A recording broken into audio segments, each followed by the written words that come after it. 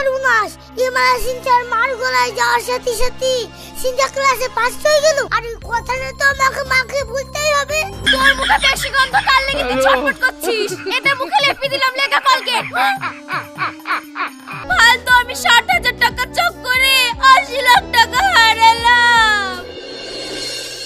এই কলগেট আমি নিব, আমাকে দিন। এই তুই নিবি মানে? আমি আগে এসছি, আমি ওটা দিচ্ছি, আমি নিব। তোকে দিব মানে আমি নিব। এই তুই নিবি মানে? আমি নিব। এই তোকে দিব মানে আমি আগে এসে আমি নিব। তুই নিবি, আমাকে যা নিতে দেখবি তাই নিতে হবে।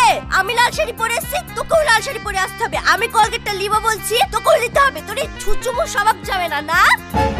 আমি ছুচু তোরা।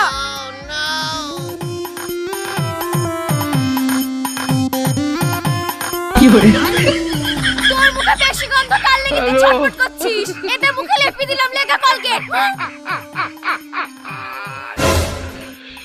আমার টাকা দিতে হবে।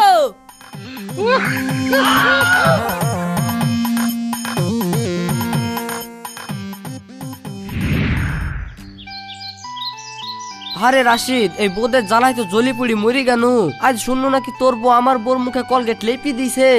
সবই তো বুঝছি রে বন্ধু, কিন্তু কি করবো বলতিনি? তুই না কি আবার শুননু আজ কি ফ্রিজ কিনলি চলে এসছিস? আজ এখন যদি আমার বউ জানতে পারে তাহলে আমাকেও তো ফ্রিজ কিনে দিতে হবে। আরে ফ্রিজ কি আমি সাথে কিনেছি রে? ফ্রিজ কিনা করি আমার জানটা জ্বলে দিয়েছে বলে আমি ফ্রিজটা কিনেছি।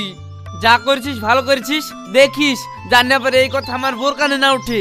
আরে কানে উঠবে কেনে রে? আমি কি তোর মুখে বলতে যাচ্ছি নাকি? ওইসব মেয়ে ছেলেদের ঝামেলায় ঢুকে আমাদের লাভ নাই। আমরা বন্ধুতে ঠিক থাকলে হলো। চ এক কাপ চা খেয়ে আসি কি।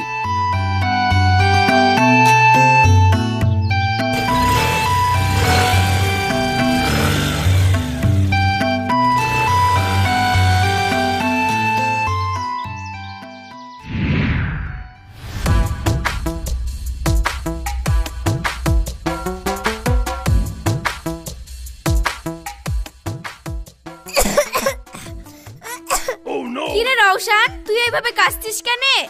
ও সিনচার বাড়িতে কিছু না তো, যে সিনচার এত নতুন ফ্রিজ কিনেছি, তা আমাকে কোল্ড ড্রিঙ্কস খেতে দিল। ওই দেখো ওই কোল্ড ড্রিঙ্কস খাওয়ার পরে আমার একটু ঠান্ডা লেগে গেছে। সিনথিয়ারা ফ্রিজ কিনেছে, তাহলে তোর আমি মেঘনার সামনে মুখ দেখাতে পারবো না। আমাকে তো যা করি হোক মেঘনার থেকে ভালো ফ্রিজ কিনতেই হবে।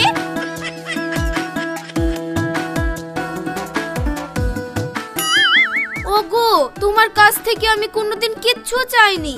আজ তোমার কাছে একটা জিনিস চাবো, আমাকে দিতেই হবে।